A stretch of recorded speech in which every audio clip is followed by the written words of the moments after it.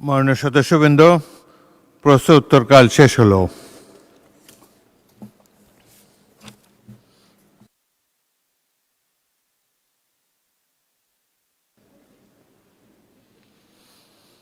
এখন বিশেষ অধিকার প্রশ্নের নোটিশ নিষ্পত্তি করব। মাননীয় সদস্যবৃন্দ,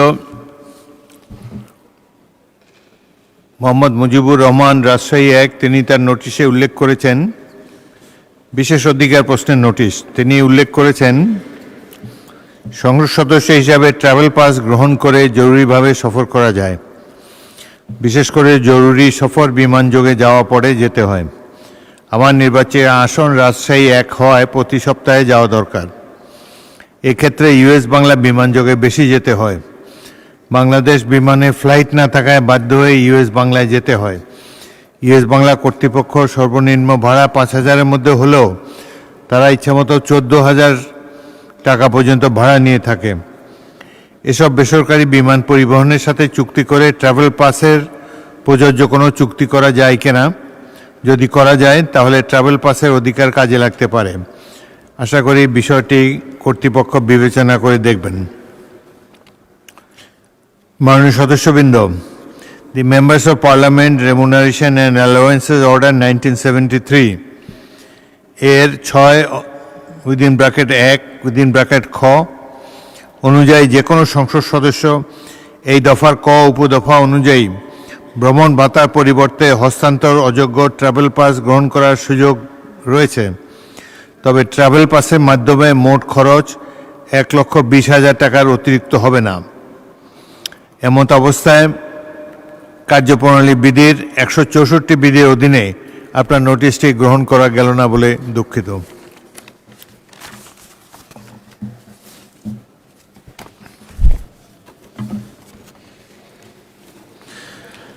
মাননীয় সদস্যবৃন্দ, আজ কার্যপ্রণালী বিধির 71 বিধিতে জরুরি জনগুরুত্ব সম্পন্ন বিষয় সম্পর্কে 87টি মনোযোগ আকর্ষণের নোটিশ পাওয়া গেছে। নোটিশদাতা মাননীয় সদস্যগণ হলেন মোহাম্মদ শওকতুল ইসলাম, মৌলভীবাজার 2, মোহাম্মদ আজিজুর রহমান, যশোর 1, রোকেয়া বেগম, মহিলা আসন 45, শিরিন সুলতানা, মহিলা আসন 2, খায়রুল কবির খোকন, নরসিংদী 1, মোহাম্মদ রায়হান সিরাজি, রংপুর 1, মোসাম্মদ তাহসিনা রুশদির, সিলেট 2, মোহাম্মদ রুহুল আমিন, চুয়াডাঙ্গা 2, মোহাম্মদ মাজেদুর রহমান, গাইবান্ধা 1, মোহাম্মদ আব্দুল মালিক, সিলেট 3, আরিফা সুলতানা, মহিলা আসন 30, মোহাম্মদ গোলাম রসুল, যশোর 4, শেখ মুজিবুর রহমান ইকবাল, কিশোরগঞ্জ 5, মোহাম্মদ মুজিবুর রহমান চৌধুরী, মৌলভীবাজার 4, জিএম নজরুল ইসলাম, সাতক্ষীরা 4, মোহাম্মদ নাজিবুর রহমান, পাবনা 1, মোহাম্মদ আবু তালিব, ঝিনাইদহ 4, রাশেদা বেগম হীরা, মহিলা আসন 3, সালাউদ্দিন, গাজীপুর 4, মোসাম্মদ সাবিরা সুলতানা, মহিলা আসন 14, মোহাম্মদ জহিরুল ইসলাম, চট্টগ্রাম 16, অধ্যাপক নজরুল ইসলাম, রাজশাহী 5, জনাব মোহাম্মদ মুন্তাকিম, নীলফামারী 4, মোহাম্মদ জালাল উদ্দিন, চাঁদপুর 2, মোহাম্মদ আব্দুস সাত্তার, নীলফামারী 1, মোহাম্মদ কামরুল হাসান, ময়মনসিংহ 6, ফখরুদ্দিন আহমদ, ময়মনসিংহ 11, রেজাউল করিম বাদশাহ, বগুড়া 6, মোহাম্মদ মোশাররফ হোসেন, বগুড়া 4, ইমরান আহমদ চৌধুরী, সিলেট 6, মোহাম্মদ রুহুল আমিন, রংপুর 6, মোহাম্মদ মাহবুবুল আলম, কুড়িগ্রাম 3, সঞ্জিদা ইসলাম, মহিলা আসন 16, আবু সাইদ, জনাব সাইদ আহমদ, শরীয়তপুর 1, এসকে আজিজুল বারী, খুলনা 4, মোহাম্মদ আনোয়ারুল হক, নেত্রকোনা 2, মোহাম্মদ ফরিদুল কবির তালুকদার, জামালপুর 4, মোহাম্মদ রুহুল আমিন দুলাল, পিরোজপুর 3, এরশাদুল্লাহ, চট্টগ্রাম 8, মোহাম্মদ নুরুল ইসলাম, ভোলা 4, মোহাম্মদ শাম্মী আক্তার, মহিলা আসন 22, মোহাম্মদ মনিরুল হক চৌধুরী, কুমিল্লা 6, মোহাম্মদ কামরুজ্জামান, মুন্সিগঞ্জ 3, রুমিন ফারহানা, ব্রাহ্মণবাড়িয়া 2, মনসুরা আক্তার, মহিলা আসন 26, জয়নুল আবেদিন, বরিশাল 3, আন্না মিন্স, মহিলা আসন 19, সাইদুদ্দিন আহমদ হানজালা মাদারীপুর 1, সৈয়দ জয়নুল আবেদিন ঢাকা 4, মোহাম্মদ নুরুল ইসলাম চাঁপাইনবাবগঞ্জ 3, মোহাম্মদ শফিকুল ইসলাম পটুয়াখালী 2, মোহাম্মদ আব্দুল গফুর কুষ্টিয়া 2, এস.এম. রফিকুল ইসলাম গাজীপুর 3, বিলকিস ইসলাম মহিলা আসন 7, মোহাম্মদ আব্দুল আজিজ নাটোর 4, আবদুল্লাহ আল আমিন নারায়ণগঞ্জ 4, মোহাম্মদ আবদুল্লাহ মুন্সিগঞ্জ 1, মোহাম্মদ মাহমুদুল হক রুবেল শেরপুর 3, মোহাম্মদ আব্দুল খালেক সাতক্ষীরা 2, সরদার শরফুদ্দিন আহমদ বরিশাল 2, মোহাম্মদ রাজীব হাসান রাজীব প্রধান মোহাম্মদ হাসান রাজীব প্রধান লালমনিরহাট 1, রফিকুল ইসলাম জামাল ঝালকাঠি 1, মোহাম্মদ জাহানদার আলী মিয়া মাদারীপুর 2, মোহাম্মদ সাদিক রিয়াজ দিনাজপুর 2, গোলাম মোহাম্মদ সিরাজ বগুড়া 5, আবুল কালাম আজাদ সিদ্দিকী টাঙ্গাইল 7, মোহাম্মদ ফজলে হুদা নওগাঁ 3, মোহাম্মদ উল্লাহ ময়মনসিংহ 2, জয়নুল আবদিন ফারুক নোয়াখালী 2, মোহাম্মদ ইজ্জতুল্লাহ সাতক্ষীরা 1, শফিকুল হক মিলন রাজশাহী 3, আতিকুর রহমান মুজাহিদ কুড়িগ্রাম 2, মোহাম্মদ আখতারুজ্জামান ময়মনসিংহ 10, মোহাম্মদ শাহাদাত হোসেন লক্ষ্মীপুর 1, সুলতানা আহমেদ মহিলা আসন 17, মোহাম্মদ শহীদুল ইসলাম ফরিদপুর 4, মোহাম্মদ আশরাফুদ্দিন নরসিংদী 5, মোহাম্মদ আবুল হাসান সিলেট 5, ওবায়দুল্লাহ সালাফি নীলফামারী 3, মোহাম্মদ আব্দুল করিম গাইবান্ধা 2, রেহানা আক্তার রানু মহিলা আসন 4, খন্দকার আবু আশফাক ঢাকা 1, মোহাম্মদ কেরামত আলী চাঁপাইনবাবগঞ্জ 1, এস.আই. জিন্না কবির মানিকগঞ্জ 1, সাবিকুন নাহার মহিলা আসন 39, মোহাম্মদ মুস্তাফিজুর রহমান বাবুল জামালপুর 3, মোহাম্মদ এনামুল হক নওগাঁ 2। নোটিশগুলোর মধ্য থেকে আমি মহিলা আসন 16 থেকে নির্বাচিত মাননীয় সংসদ সদস্য সানজিদা ইসলাম, ভোলা 4 আসন থেকে নির্বাচিত মাননীয় সংসদ সদস্য মোহাম্মদ নুরুল ইসলাম, মহিলা আসন 4 হতে নির্বাচিত সংসদ সদস্য রেহানা আক্তার রানুর নোটিশগুলো গ্রহণ করলাম। বাকি নোটিশগুলো গ্রহণ করা গেল না বলে দুঃখিত। যাদের নোটিশ গ্রহণ করা সম্ভব হয়নি বিধি অনুযায়ী তাদের মধ্য থেকে প্রত্যেককে নিজ নিজ নোটিশের বিষয়বস্তু সম্পর্কে 2 মিনিট করে বক্তব্য রাখার আহ্বান জানাবো। তবে মোট 30 মিনিটের মধ্যে যতজন সদস্যের বক্তব্য রাখা সম্ভব ততজন বক্তব্য রাখবেন। মাননীয় সদস্যবৃন্দ, বিধি অনুযায়ী আজকে বৈঠকের জন্য প্রযোজ্য নোটিশটি শুধু পড়বেন, অন্য বৈঠকের কোনো নোটিশ পড়বেন না। প্রথমে বক্তব্য রাখার জন্য আহ্বান জানাচ্ছি মোহাম্মদ শওকতুল ইসলাম, মৌলভীবাজার 2।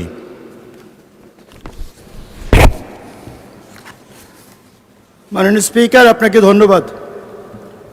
প্রবাসীদের মানবিক দাবি কুলাউড়া উপজেলা স্বাস্থ্য কমপ্লেক্সে আধুনিক হিমাগার স্থাপন প্রসঙ্গে মাননীয় স্পিকার, আমি কার্যপ্রণালী বিধির 71 বিধি অনুযায়ী নিম্নোক্ত অতি জনগুরুত্বপূর্ণ ও মানবিক বিষয়টি আলোচনার জন্য উত্থাপন করছি।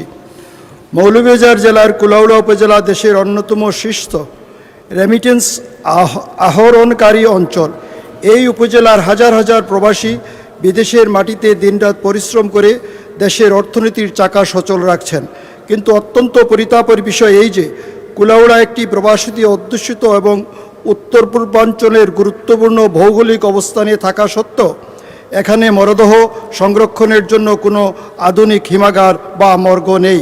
মাননীয় স্পিকার, বিদেশে কোনো প্রবাসী মৃত্যুবরণ করলে বা দেশের মাটিতে প্রবাসীদের কোনো পরমাত্মীয় মারা গেলে সেই শোকাতুর প্রবাসীরা যখন শেষবারের মতো প্রিয়জনকে দেখার জন্য দেশে ফিরেন তখন প্রায় 24 থেকে 48 ঘন্টা সময় ব্যয় হয়। এই সময় মরদেহ সংরক্ষণের সুব্যবস্থা না থাকায় অপেক্ষা করা অসম্ভব হয়ে পড়ে এবং বাধ্য হয়ে প্রবাসীরা দেশে পৌঁছানোর পূর্বেই মরদেহ দাফন করতে বাধ্য হন। এটি একজন রেমিটেন্স যোদ্ধার জন্য অত্যন্ত কষ্টের এবং অমানবিক।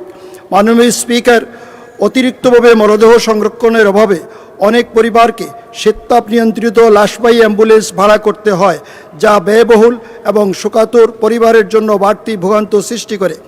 ভৌগোলিকভাবে কুলাউড়া জেলা সদর থেকে দূরবর্তী হওয়ায় মরদেহ জেলা মর্গে নেওয়াও সময় সাপেক্ষ ও ব্যয়বহুল হয়ে দাঁড়ায়।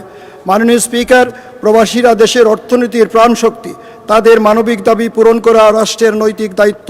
এমতাবস্থায় প্রবাসীদের দীর্ঘদিনের মানবিক দাবি পূরণ এবং তাদের স্বজনদের ভোগান্তি লাঘবে কুলাউড়া উপজেলা স্বাস্থ্য কমপ্লেক্সে মোহাম্মদ দ্রুত একটি আজিজুর রহমান, যশোর 1।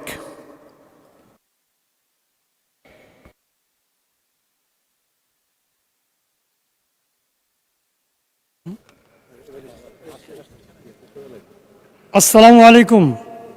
মাননীয় স্পিকার, আপনাকে ধন্যবাদ।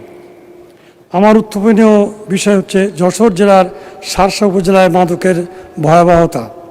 মাননীয় স্পিকার, আমি আপনার মাধ্যমে অত্যন্ত গুরুত্বপূর্ণ এই বিষয়ে মাননীয় স্বরাষ্ট্রমন্ত্রীর দৃষ্টি আকর্ষণ করছি। আমার নির্বাচনী এলাকা যশোর জেলার শার্শা ও বেনাপোল সীমান্ত অঞ্চল। উপজেলার 11টি ইউনিয়নের 7টি ইউনিয়নব্যাপী বর্ডার। এটি দেশের অন্যতম প্রধান বাণিজ্যিক রুট হলেও বর্তমানে এটি মাদক চোরাচালানের একটি অন্যতম প্রধান ট্রানজিট পয়েন্টে পরিণত হয়েছে। এলাকার বিভিন্ন সীমান্ত পথ দিয়ে প্রতিনিয়ত ইয়াবা, ফেন্সিডিল, হেরোইন সহ আধুনিক বিভিন্ন মারাত্মক মাদক দ্রব্য দেশে প্রবেশ করছে।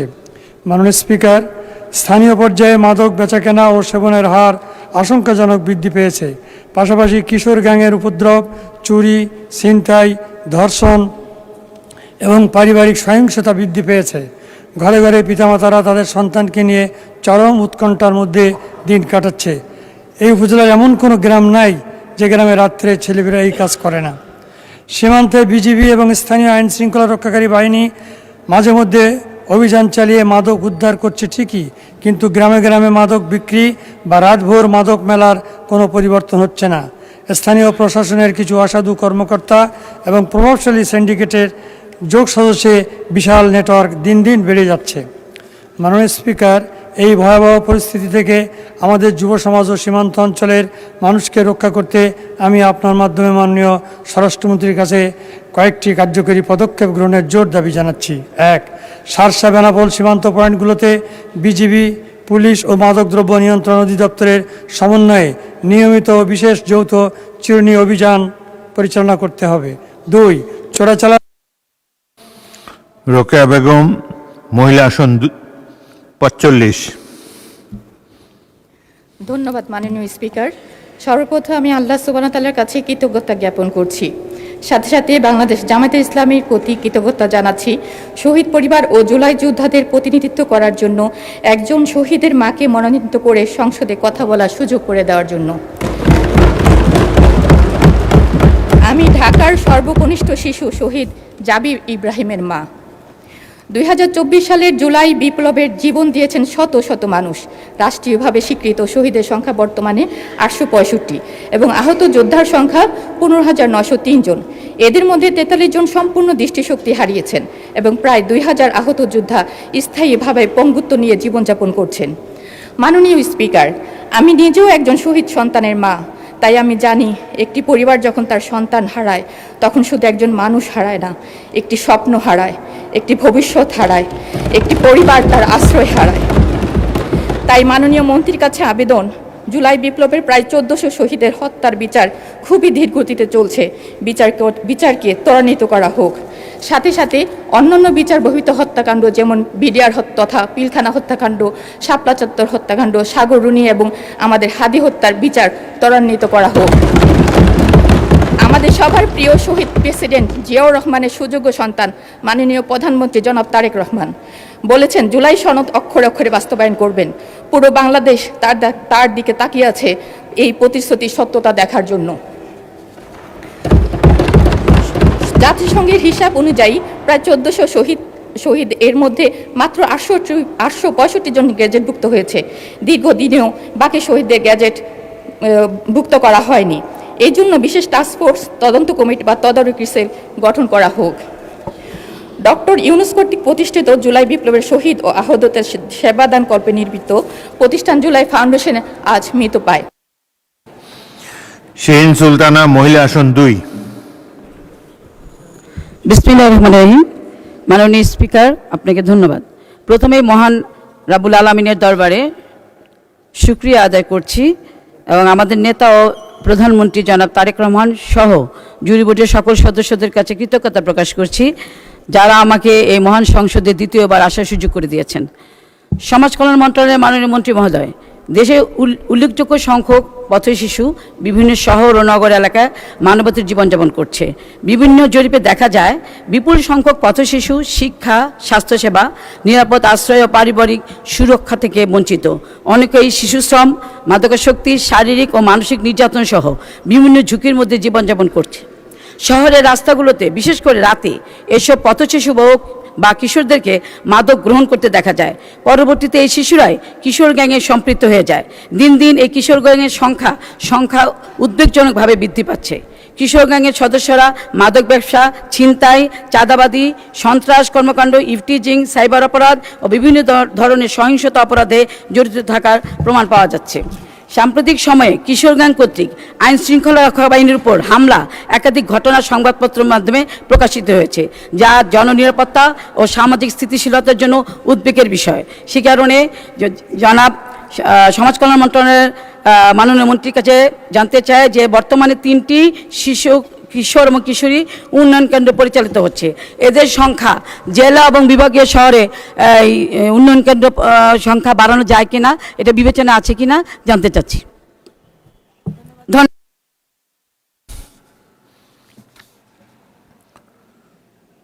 মাননীয় সদস্য খায়রুল কবির খোকন, নরসিংদী 2।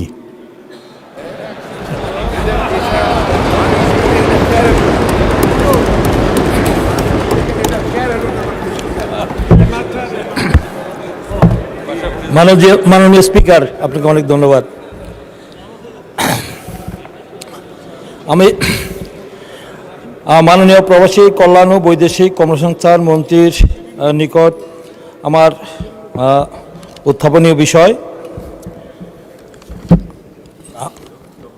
না আমার তো এটা ভুল হয়েছে, আমার মাননীয় বন, পরিবেশ ও জলবায়ু পরিবর্তন বিষয়ক মন্ত্রণালয়ের কাছে আমার প্রশ্ন। আমার উত্থাপনীয় বিষয় শিল্প বর্জ্য দূষণ, মৎস্য সম্পদ সংরক্ষণ ও পরিবেশ রক্ষায় কার্যকর পদক্ষেপ প্রয়োজনীয়তা। মাননীয় স্পিকার, হাজার বছরের ঐতিহ্য বাঙালি জাতি মাছে ভাতে বাঙালি নামে পরিচিত। নদীমাতৃক বাংলাদেশে অসংখ্য নদী, নালা, খাল, বিল, হাওর বাওর ও জলাশয় দেশীয় মাছের প্রাকৃতিক আবাসস্থল হিসাবে যুগ যুগ ধরে গুরুত্বপূর্ণ ভূমিকা পালন করে আসছে। মাছ শুধু বাঙালি খাদ্যাভ্যাসেরই একটি অবিচ্ছেদ্য অংশ নয়, বরং দেশের পুষ্টি, কর্মসংস্থান, অর্থনীতি এবং সাংস্কৃতিক ঐতিহ্যের সঙ্গেও গভীরভাবে সম্পৃক্ত। কিন্তু দুঃখজনক হলো সত্য, বর্তমান সময়ে বিভিন্ন কারণে দেশীয় মৎস্য সম্পদ দ্রুত হ্রাস পাচ্ছে এবং বহু প্রজাতিক মাছ বিলুপ্তির ঝুঁকিতে রয়েছে।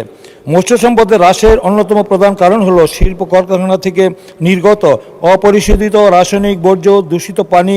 দেশের বিভিন্ন অঞ্চলে গড়ে ওঠা শিল্প কলকারখানাগুলি থেকে প্রতিদিন বিপুল পরিমাণ বর্জ্য উৎপাদন হয়।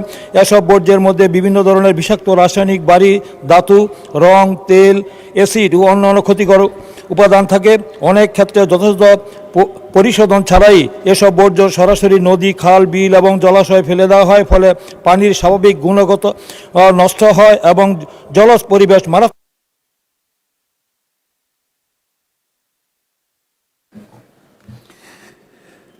মোহাম্মদ রায়হান সিরাজি, রংপুর 1।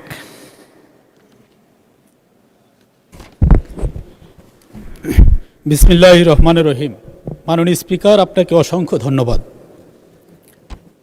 কার্যপ্রণালী বিধির ৭১ বিধি অনুসারে জরুরি জনগুরুত্বপূর্ণ আমার উত্থাপনীয় বিষয় আমার নির্বাচনী এলাকার গঙ্গাচড়া উপজেলার চর অঞ্চলে পুলিশ ফাঁড়ি স্থাপন প্রসঙ্গে। আমার নির্বাচনী এলাকা ১৯ রংপুর ১ গঙ্গাচড়া উপজেলার ৯টি ইউনিয়ন, যার অধিকাংশই তিস্তা তীরবর্তী চর অঞ্চল। এসব এলাকার যোগাযোগ ব্যবস্থা একেবারেই ভঙ্গুর দশা এবং অধিকাংশ ক্ষেত্রে নদীপথেই একমাত্র যাতায়াতের মাধ্যম।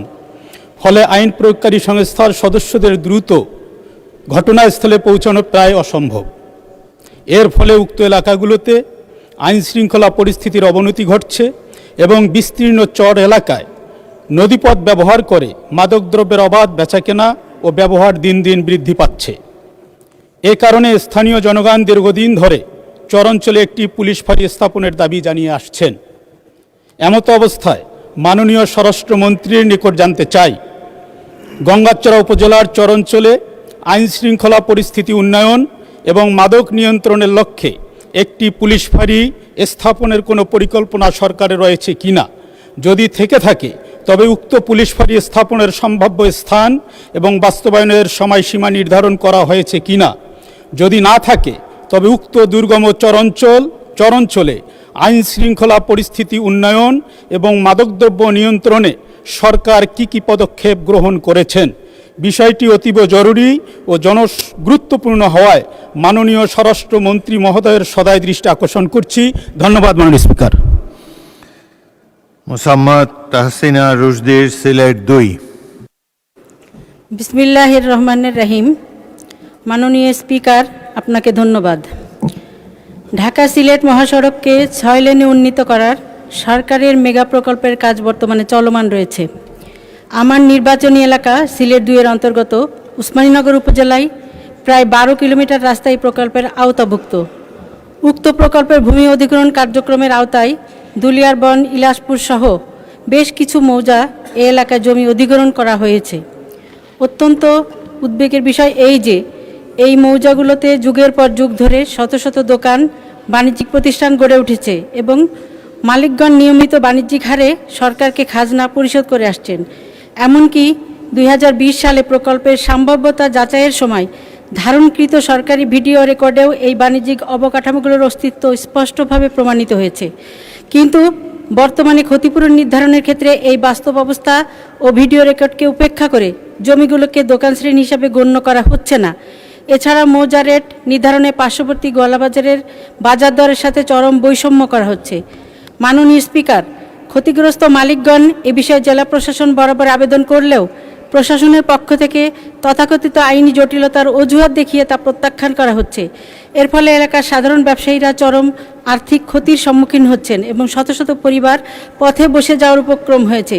এই সমস্যা দ্রুত সমাধান না হলে যেমন মানুষের মাঝে অসন্তোষ বাড়বে, তেমনি মেগা প্রকল্পের কাজও দীর্ঘসূত্রে তার কবলে পড়তে পারে। বিষয়টি জনগুরুত্বপূর্ণ সম্পন্ন বিধায় মানবিক দিক বিবেচনা করে বাস্তব অবস্থা ভিডিও রেকর্ড অনুযায়ী জমিগুলোকে দোকান শ্রেণী হিসেবে তালিকাভুক্ত করা এবং বর্তমান বাজার দর অনুযায়ী 3 গুণ ন্যায্য ক্ষতিপূরণ নিশ্চিত করতে মাননীয় ভূমিমন্ত্রী এবং মাননীয় সড়ক পরিবহন ও সেতুমন্ত্রীর প্রতি বিশেষ দৃষ্টি আকর্ষণ করছি। ধন্যবাদ মাননীয় স্পিকার। মোহাম্মদ মাজেদুর রহমান, গাইবান্ধা 1। বিসমিল্লাহির রহমানির রহিম। মাননীয় স্পিকার, আপনাকে ধন্যবাদ। আমি 71 বিধিতে অনেকগুলো নোটিশ দিয়েছিলাম মাননীয় স্পিকার। তার মধ্যে আমার যতটুকু জানা আছে, আমার এলাকার 70% রাস্তা কাঁচা যেহেতু এবং অনেক রাস্তায় আমার ব্রিজ নেই, কালভার্ট নেই। আমি আজকে এই মহান সংসদে দাঁড়িয়ে আপনার মাধ্যমে আমাদের স্থানীয় সরকার মন্ত্রী মহোদয়ের দৃষ্টি আকর্ষণ করছি, সুন্দরগঞ্জ এলাকায় 70% কাঁচা রাস্তা দ্রুত পাকাকরণের ব্যবস্থা উনি গ্রহণ করবেন কিনা এবং সেই সাথে আমার 15টি ইউনিয়নের মধ্যে অধিকাংশ ইউনিয়নের রাস্তায় ব্রিজ এবং কালভার্ট নেই, সেই ব্রিজ এবং কালভার্ট দ্রুত কিভাবে উনি নির্মাণ করবেন। আমি আজকের সংসদে ওনার কাছে জোর দাবি জানাচ্ছি, অনতি বিলম্বে আমার এলাকায় রাস্তাঘাট পাকাকরণ এবং সেই সাথে ব্রিজ এবং কালভার্টের ব্যবস্থা উনি করবেন। মাননীয় স্পিকার, আমার 15টি ইউনিয়নের মধ্যে বেলকা ইউনিয়ন, এই ইউনিয়নের পাশেই তিস্তা শাখা নদী আছে। এই শাখা নদীতে বিগত ফ্যাসিস্ট আমলের শেষের দিকে একটি ব্রিজ নির্মাণ করা হয়েছিল।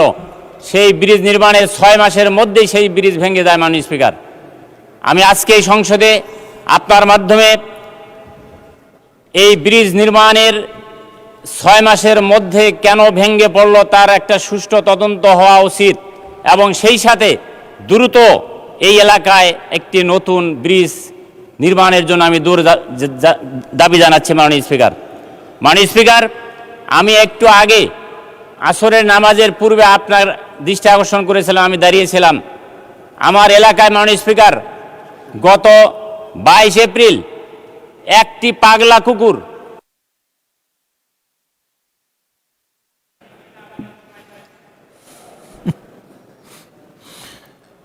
মাননীয় সদস্য, পাগলা কুকুর নিয়ে অনেক কথা বলেছেন স্বাস্থ্যমন্ত্রী। অনেক টিকা মজুদ আছে, ভ্যাকসিনে কোনো অসুবিধা নাই, আপনার থানায়ও যাতে দেওয়া হয়। আমি স্বাস্থ্যমন্ত্রীকে বললাম, এক এক কুকুর 23 জনকে ঘায়েল করেছে, ওনার এলাকায় স্পেশাল নজর দেবেন। মাননীয় সদস্য যারা Abdul Malik, Sylhet 2, Sylhet 3, I am sorry. বিসমিল্লাহির রহমানির রহিম। আসসালামু আলাইকুম মাননীয় স্পিকার। মাননীয় স্পিকার, আমার প্রবাসীদের জন্য দ্রুত সময়ে সেবা প্রদানের লক্ষ্যে ওয়ান স্টপ সার্ভিস চালু করার জন্য মাননীয় স্পিকার বিভিন্ন সরকারি ও বেসরকারি উৎস অনুযায়ী বিশ্বের বিভিন্ন দেশে বর্তমানে প্রায় 1,20,00,000 থেকে 1,60,00,000 বেশি বাংলাদেশি প্রবাসে কর্মরত। আমাদের কিছু সংখ্যক প্রবাসে স্থায়ীভাবে বসবাস করলেও অধিকাংশই জীবনের গুরুত্বপূর্ণ সময় প্রবাসে যাপন শেষে দেশে ফিরে আসে। প্রবাসে থাকাকালীন মাথার ঘাম পায়ে ফেলে পরিবার পরিজনের যাতে একটু ভালো থাকে সেজন্য রেমিটেন্স প্রেরণ করে দেশের অর্থনৈতিক চাকাকে সচল রাখার গুরুত্বপূর্ণ ভূমিকা পালন করে। অথচ যখন প্রবাসে থাকে তখন তাদের পরিবারের নিরাপত্তাহীনতা সহ নানা সমস্যায় জর্জরিত হয়ে পড়েন। ফলে এদিকে যেমন তাদের সন্তান ভালোভাবে পড়াশোনা করতে পারছে না, অন্যদিকে প্রবাস থেকেও যে অর্থ দেশে পাঠাচ্ছে সেটাও যথাযথ কাজে লাগাতে পারছে না। আবার দেশের ফেরার পর প্রবাসীরা নানা ধরনের হয়রানির শিকার হন, সামাজিক অর্থনৈতিক বিড়ম্ব শিকার হন। দেশের ফেরার পর বিমানবন্দরে লাগেজ তল্লাশি সহ নানা হয়রানির কথা আমরা সকলেই জানি। প্রবাসে অর্জিত মূলধন, নিয়োগ, প্রশাসনিক জটিলতা, আত্মীয় স্বজনের সাথে মানসিক দূরত্ব, কর্মসংস্থানহীন মতো কঠিন বাস্তবতার মুখোমুখি হয়ে থাকেন।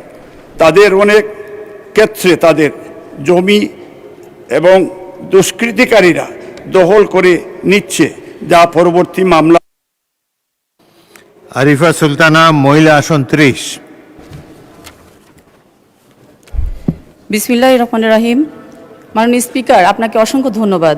প্রথমেই আমি শুকরিয়া জ্ঞাপন করছি রাব্বুল আলামিনের দরবারে, যিনি আমাকে এই মহান সংসদে আসার সুযোগ করে দিয়েছেন।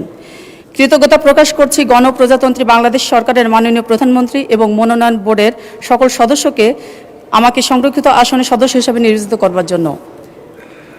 মাননীয় স্পিকার, মাননীয় রেলপথ মন্ত্রী মহোদয়ের নিকট আমার উত্থাপনের বিষয় চাটমোহর এবং ভাঙ্গুড়া রেল স্টেশনে নিয়মিত যাত্রা বিরতি এবং আসন বরাদ্দ প্রসঙ্গে দৃষ্টি আকর্ষণ করছি। মাননীয় স্পিকার, পাবনা জেলার চাটমোহর এবং ভাঙ্গুড়া পাশাপাশি দুইটি অত্যন্ত গুরুত্বপূর্ণ ব্যবসায়িক ও কৃষি সমৃদ্ধ উপজেলা। শিক্ষা, ব্যবসা বাণিজ্য এবং উন্নত চিকিৎসার প্রয়োজনে প্রতিদিন এই দুই উপজেলার হাজার হাজার মানুষ রাজধানী ঢাকা, বিভাগীয় শহর রাজশাহী, খুলনা এবং উত্তরবঙ্গের বিভিন্ন জেলায় যাতায়াত করেন। ভাঙ্গুড়া ও চাটমোহর রেল স্টেশন দুটি এই অঞ্চলের মানুষের যাতায়াতের প্রধান, নিরাপদ ও সাশ্রয়ী মাধ্যম। মাননীয় স্পিকার, এই দুইটি স্টেশনের উপর দিয়ে প্রতিদিন অনেকগুলো আন্তঃনগর ট্রেন চলাচল করলেও জনগুরুত্বপূর্ণ বেশ কিছু ট্রেনের এখনও যাত্রা বিরতি নেই এখানে। চাটমোহর এবং ভাঙ্গুড়া স্টেশনে যাত্রা বিরতি না থাকায় সাধারণ যাত্রী, ব্যবসায়ী, চাকরিজীবী এবং উন্নত চিকিৎসার জন্য ঢাকাগামী রোগীরা চরম ভোগান্তির শিকার হচ্ছেন। বাধ্য হয়ে এই অঞ্চলের মানুষকে অনেক দূরবর্তী স্টেশনে গিয়ে ট্রেন ধরতে হচ্ছে, যা অত্যন্ত কষ্টদায়ক এবং ব্যয়বহুল। মাননীয় স্পিকার, চাটমোহর ও ভাঙ্গুড়া রেল স্টেশনে যদি উল্লেখিত ট্রেনগুলো নিয়মিত যাত্রা বিরতি নিশ্চিত করা হয় এবং আসন বরাদ্দ বাড়ানো হয়, তবে এই অঞ্চলের রেলওয়ে রাজস্ব আয় বহুগুণ বৃদ্ধি পাবে এবং লাখো মানুষের দুর্দিনের দুর্ভোগের অবসান ঘটবে, দীর্ঘদিনের দুর্ভোগের অবসান ঘটবে। তাই আমি আপনার মাধ্যমে মাননীয় রেলপথ মন্ত্রীর কাছে বিনীত অনুরোধ জানাচ্ছি, জনস্বার্থ এবং যাত্রী চাহিদার বিষয়টি বিবেচনা করে চাটমোহর ও ভাঙ্গুড়া রেল স্টেশনে গুরুত্বপূর্ণ আন্তঃনগর ট্রেনের স্টপেজ নিশ্চিত করার প্রয়োজনীয় ও কার্যকর ব্যবস্থা গ্রহণ করার অনুরোধ জানাচ্ছি। ধন্যবাদ মাননীয় স্পিকার। শেখ মুজিবুর রহমান ইকবাল, কিশোরগঞ্জ 5। ধন্যবাদ মাননীয় স্পিকার। আমি আপনার মাধ্যমে সড়ক মন্ত্রীর দৃষ্টি আকর্ষণ করছি, দীর্ঘ 5 বছর যাবৎ মোটর ড্রাইভিং লাইসেন্স পেশাদার অপেশাদার আধুনিকরণের লক্ষ্যে স্মার্ট কার্ডে বলার কথা বলে কাগজের লাইসেন্স জমা নিয়ে প্রায় 10 লক্ষ ড্রাইভিং লাইসেন্স এখন রেজিস্ট্রেশনে ট্রাফিক অফিসে আটকা।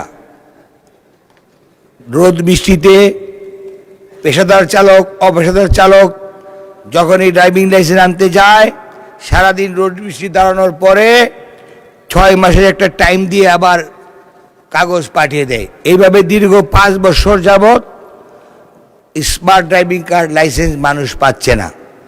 পক্ষান্তরে বারবার একই অবস্থা ভেবে যখন একবার রিনিউ না করে, রাস্তায় ট্রাফিক পুলিশ পেলে আবার তাকে জরিমানা করে। এই লক্ষ লক্ষ মানুষ আজকে এই দুর্দশায় ভুগছে। আমি আপনার মাধ্যমে সড়ক যোগাযোগ মন্ত্রী দৃষ্টি আকর্ষণ করে বলতে চাই, উনি অনেক দক্ষ, জরুরি ভিত্তিতে 1 পয়েন্ট সার্ভিস চালু করে জনগণকে এই দুর্ভোগ থেকে মুক্তির ব্যবস্থা করবেন। অতি সত্বর মানুষের ড্রাইভিং লাইসেন্স যাতে পেতে পারে, দুর্ভোগ যাতে থেকে লাভ করে সেই ব্যবস্থা করবেন। ধন্যবাদ মাননীয় স্পিকার। জনাব মোহাম্মদ নাজিবুর রহমান, পাবনা 1। ধন্যবাদ মাননীয় স্পিকার। আলহামদুলিল্লাহ, ওয়াসসালাতু ওয়াসসালামু আলা রাসূলিল্লাহ। মাননীয় স্পিকার, আমার নির্বাচনী এলাকা 68 পাবনা 1 সাঁথিয়া উপজেলার প্রধান সড়ক সিএনবি বাসস্ট্যান্ড থেকে মাতপুর পর্যন্ত রাস্তাটি প্রশস্তকরণ এবং পুনর্নির্মাণ প্রসঙ্গে আজকের এই নোটিশটি। মাননীয় স্পিকার, এই সড়কটি প্রায় 8 লক্ষ জনসাধারণের যাতায়াতের প্রধান সড়ক এবং এই সড়কটি 19 কিলোমিটার এবং 18 ফিট চওড়া। এই সড়কটি পাবনা ঢাকা মহাসড়কের বাইপাস সড়ক হিসাবে ব্যবহৃত হয় এবং পাবনা জেলা আমরা জানি বাংলাদেশের সবচেয়ে বেশি পেঁয়াজ উৎপন্নকারী জেলা। এই সড়কের দুই পাশে বিস্তীর্ণ এলাকা জুড়ে রয়েছে পেঁয়াজের ক্ষেত এবং অন্যান্য ফসলের ক্ষেত। দুঃখজনকভাবে সত্য সেটা হলো দীর্ঘদিন এটা সংস্কার না হওয়ার কারণে এবং সরু হওয়ার কারণে পেঁয়াজ পরিবহনের যে ট্রাকগুলো আছে এগুলা রেগুলার এই রাস্তা দিয়ে যাতায়াত করার কারণে এই রাস্তাটি অত্যন্ত ভগ্নদশায় উপনীত হয়েছে। এটার সংস্কার অত্যন্ত জরুরি এবং এটা প্রশস্ত না হওয়ার কারণে নিয়মিত যানজটের সৃষ্টি হয়, এলাকাবাসীর অত্যন্ত দুর্ভোগের সৃষ্টি হয়। এজন্য আমি দাবি করছি, যেহেতু এই সড়কটি যদি উন্নত করা হয় তাহলে পাবনায় যাতায়াতের পথে 30 কিলোমিটার রাস্তা সাশ্রয় হয়। এক্ষেত্রে জ্বালানির সাশ্রয় হবে, জনগণের দুর্ভোগ কমে আসবে এবং এই ফসল পরিবহনের জন্য যেই যানবাহনগুলো ব্যবহার করা হয় এই যানবাহনগুলো যদি নির্বিঘ্নে চলাচল করতে পারে, রাস্তা যদি প্রশস্ত করা হয় তাহলে জনগণের উপকার হবে, দেশের অর্থনীতির উপকার হবে। সেজন্য আমি আপনার মাধ্যমে যোগাযোগ মন্ত্রীর কাছে যেটা আহ্বান জানাচ্ছি, এই সড়কটিকে 32 ফিটে উন্নত করে 2 লেনে উন্নত করে এই এলাকার জনগণের দুর্ভোগ লাঘব এবং অর্থনীতির উন্নয়নের জন্য প্রয়োজনীয় ব্যবস্থা গ্রহণ করার জন্য। ধন্যবাদ মাননীয় স্পিকার। মোহাম্মদ আবু তালিব, ঝিনাইদহ 4। বিসমিল্লাহির রহমানির রহিম। মাননীয় স্পিকার, আপনাকে ধন্যবাদ। আমি কার্যপ্রণালী বিধি 71 বিধিতে আপনার মাধ্যমে স্বাস্থ্য মন্ত্রণালয়ের মাননীয় মন্ত্রী মহোদয়ের দৃষ্টি আকর্ষণ করছি। কালীগঞ্জ উপজেলা স্বাস্থ্য কমপ্লেক্সের প্রধান সমস্যাগুলি: 50 শয্যার বিপরীতে অতিরিক্ত রোগীর চাপ। কালীগঞ্জ উপজেলায় প্রায় 3 লক্ষাধিক মানুষের চিকিৎসার প্রধান ভরসা এই হাসপাতাল। প্রতিদিন বহির্বিভাগে শত শত রোগী চিকিৎসা নিতে আসেন। ভর্তি রোগীর সংখ্যা প্রায় শয্যা সংখ্যার চেয়ে বেশি হয়। রোগীদেরকে মেঝে বা বারান্দায় চিকিৎসা নিতে হয়। চিকিৎসক সংকট, অনুমোদিত পদের তুলনায় কর্মরত চিকিৎসকের সংখ্যা কম। বিশেষজ্ঞ চিকিৎসকের ঘাটতির কারণে অনেক রোগীকে ঝিনাইদহ সদর ও যশোর সদর হাসপাতালে রেফার করতে হয়। বিশেষজ্ঞ সেবার সীমাবদ্ধতা, গাইনি, শিশু সার্জারি, অ্যানেস্থেসিয়া, চক্ষু, নাক, কান, ENT ও অন্যান্য বিশেষজ্ঞ চিকিৎসা সেবার পর্যাপ্ত নয়। জটিল রোগীদের উন্নত চিকিৎসার জন্য অন্যত্র পাঠাতে হয়। নার্স অন্যান্য জনবলের ঘাটতি পর্যাপ্ত। নার্স, টেকনোলজিস্ট ও সহায়ক কর্মচারী না থাকায় সেবার মান ব্যাহত হয়। রোগী সেবা কর্মীর অনুপাত ভারসাম্যপূর্ণ নয়। ডায়াগনস্টিক সুবিধার সীমাবদ্ধতা, আধুনিক পরীক্ষার সকল সুবিধা সবসময় সচল থাকে না। কিছু যন্ত্রপাতি পুরানো বা মেরামতের প্রয়োজন হয়।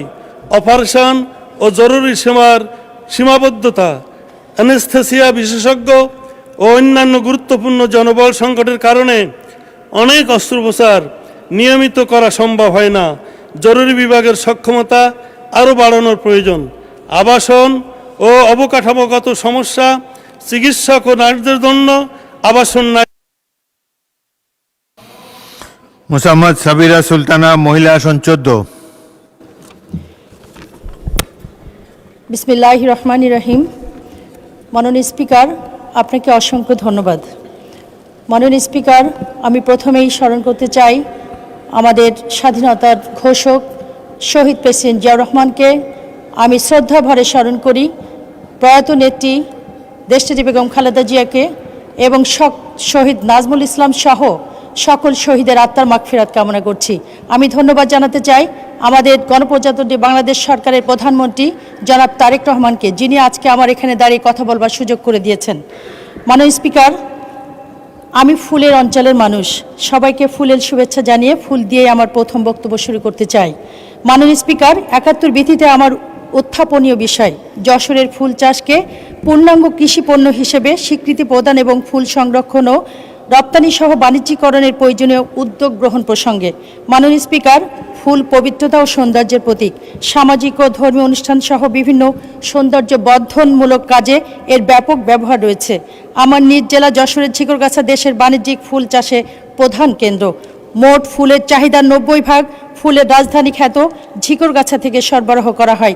এখানে প্রতি বছর প্রায় ১৫০০ হেক্টর জমিতে বিভিন্ন প্রজাতির ফুলের চাষ হয়। এ খাতে সম্পৃক্ত কৃষকের সংখ্যা প্রায় ১৫,০০০ এবং প্রত্যক্ষ পরোক্ষভাবে জড়িত রয়েছে লক্ষাধিক মানুষ। বার্ষিক লেনদেনের পরিমাণ ৫০০ কোটি টাকা, যা স্থানীয় অর্থনীতিতে এক বিশাল বিপ্লবের সম্ভাবনা তৈরি করছে। এলাকার ফুল চাষের প্রাণকেন্দ্র গদখালি পাইকারি ফুলের মোকাম হতে প্রতিদিন ভোর হতে দুপুর পর্যন্ত পাইকারি ব্যবসায়ীরা ফুল কিনে রাজধানী সহ দেশের বিভিন্ন স্থানে প্রান্তে নিয়ে যায়। মাননীয় স্পিকার, তাই যশোর জেলার ফুল চাষ আজ শুধু সৌন্দর্যের প্রতীক নয়, বরং একটি শক্তিশালী কৃষিভিত্তিক শিল্পে পরিণত হয়েছে। মাননীয় স্পিকার, পরিকল্পিত বিনিয়োগ ও প্রাতিষ্ঠানিক সহায়তা প্রদান করা হলে ফুলকে একটি রপ্তানিযোগ্য। মাননীয় সদস্যবৃন্দ, দিনের কর্মসূচি অনুযায়ী এখন সংসদের কার্যপ্রণালী বিধির ৭১ বিধি অনুযায়ী জরুরি জনগুরুত্ব সম্পন্ন বিষয়ে মনোযোগ আকর্ষণ এর গৃহীত নোটিশ সমূহের উপর আলোচনা। প্রথমে আমি মাননীয় সদস্য নিপুণ রায় চৌধুরী, মহিলা আসন 11 কে তার জরুরি জনগুরুত্বপূর্ণ বিষয়ে মনোযোগ আকর্ষণের নোটিশটি পড়ার জন্য আহ্বান জানাচ্ছি। মাননীয় স্পিকার, আপনাকে অসংখ্য ধন্যবাদ। কন্ডেম সেলের অন্ধকার পেরিয়ে আজ এই মহান সংসদের আলোয় দাঁড়াতে পেরে আমি মহান সৃষ্টিকর্তার প্রতি গভীর কৃতজ্ঞতা জ্ঞাপন করছি। আমি কৃতজ্ঞতা জ্ঞাপন করছি মাননীয় প্রধানমন্ত্রী সহ জাতীয়তাবাদী দলের সকল পর্যায়ের নেতৃবৃন্দর কাছে, যারা আমার পাশে সহযোদ্ধা হিসেবে পাশে ছিলেন। সেই অভিজ্ঞতা থেকেই আমি জানি অসহায় মানুষের সামনে সময় মতো রাষ্ট্রীয় সহায়তা দরজা খুলে যাওয়া কতখানি জরুরি। আজ আমি ৭১ বিধির অধীনে নারী ও শিশু নির্যাতন শিকার ব্যক্তিদের জন্য ওয়ান স্টপ ক্রাইসিস সেন্টার এবং সেলের কার্যকারিতা, নিরাপদ আশ্রয় এবং পুনর্বাসনের ব্যবস্থার বিষয়ে মাননীয় মহিলা ও শিশু বিষয়ক মন্ত্রী মহোদয়ের দৃষ্টি আকর্ষণ করছি। মাননীয় স্পিকার, আমি আজ একজন সংসদ সদস্য এবং একজন কন্যা সন্তানের মা হিসেবে জানতে চাই, এদেশের প্রতিটি মায়ের বুকের ভিতরে অদৃশ্য ভয়টি দূর করার দায়িত্ব কার? সাম্প্রতিক তথ্য আমাদেরকে স্তব্ধ করে দেয়। HRSS এর মে 2026 সালের রিপোর্ট অনুযায়ী শুধু মে মাসে অন্তত 305 জন নারী ও মেয়ে সহিংসতার শিকার হয়েছেন, যেখানে ধর্ষণের শিকার 83 জনের মধ্যে। আপনার নোটিশে তো এসব কিছুই নাই যা আপনি বলছেন। আমি কিছু পয়েন্ট যুক্ত করছি। শুনেন, আপনি এখন নোটিশটা পড়েন, তারপরে আবার প্রশ্ন করার সুযোগ পাবেন, তখন বাড়তি কথা বলতে পারবেন। এখন নোটিশটা পড়ুন। ধন্যবাদ মাননীয় স্পিকার। নারী ও শিশু কন্যার প্রতি সহিংসতা আজ আমাদের সমাজে গভীরতম উদ্বেগের একটি কারণ।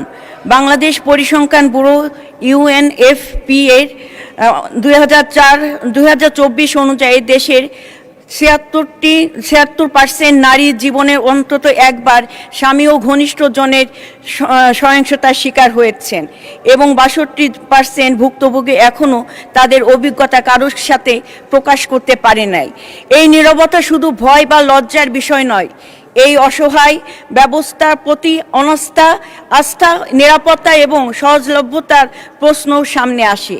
একজন নারী হিসেবে, একজন মা হিসেবে আমি প্রশ্ন করতেই চাই, একজন নারী যদি ঘরে নিরাপদ না হন, একজন কন্যা সন্তান যদি পরিচিত পরিবেশে নিরাপদ না থাকে, তবে আমরা তাদের স্বাধীনভাবে বাঁচার কোন সাহস দেব?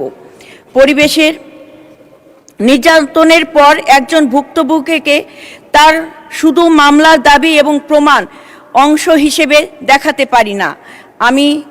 তিনি একজন মানুষ, তিনি যার শরীরে চিকিৎসা যেমন জরুরি, তেমনি তার মনের আঘাত, নিরাপত্তাহীনতা, সামাজিক ভয়, শিক্ষা ও জীবনে ফিরে আসার পথ সমান জরুরি।